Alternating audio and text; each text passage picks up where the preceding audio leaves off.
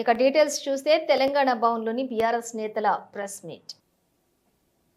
ఆ 10 సంవత్సరాలు నువ్వు సోనియా గాంధీ గారు లేట్ చేయడం మూలంగా ఎందరో వందల మంది తెలంగాణ బిడ్డల యొక్క చావుకు కారణమైనటువంటి వ్యక్తి సోనియా గాంధీ అని ఇదే రేవంత్ రెడ్డి ఆయన నోటితోటే ఆమెని బలిదేవత అని అన్నాడు.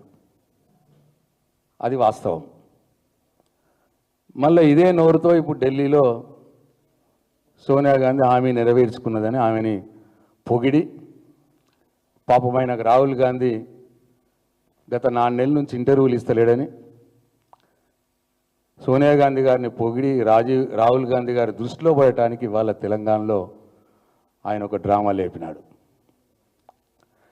తరువాత ఇక్కడ తెలంగాణ ప్రజల్ని మోసం చేసినట్టుగానే 6 గ్యారెంటీలు 420 హామీలు మేము రాగానే 100 రోజుల్లో మొత్తం అమలు చేస్తామని చెప్పినాడు. 100 రోజులు పోయింది, 300 రోజులు అయిపోయినాయి, ఇవాళ 400 రోజుకు దగ్గరకు వస్తూ ఉన్నది. ఒక్క హామీ కూడా సంపూర్ణంగా అమలు చేయలేదు తెలంగాణలో.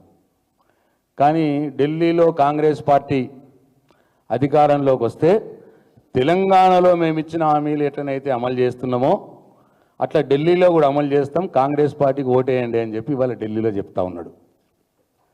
ఇదే మాట పాపం మహారాష్ట్రలో చెప్పిండు.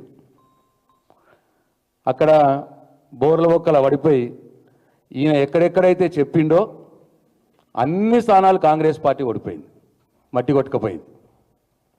ఎందుకంటే ప్రజలకు తెలిసి వచ్చింది ఈయన తెలంగాణలో చెప్పిండు, ఏమీ చేయలేదు. మళ్ళీ ఇవాళ మహారాష్ట్రలో చెప్తున్నారు ఈ కాంగ్రెస్ పార్టీలు వీళ్ళు ఏమీ చేయరని.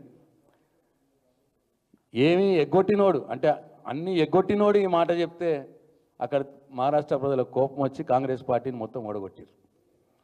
ఇవాళ సేమ్ ఢిల్లీలో కూడా ఇక్కడ తెలంగాణలో హామీలు అమలు చేయకుండా ప్రజల్ని మోసం చేసి అన్నీ ఎగ్గొట్టి ఇవాళ ఢిల్లీలో మళ్ళీ మేము కాంగ్రెస్ పార్టీ హామీలు అమలు చేస్తామని చెప్తే అక్కడ కూడా మహారాష్ట్రలో పట్టిన గతి ఢిల్లీ ప్రజలు కూడా కాంగ్రెస్ పార్టీకి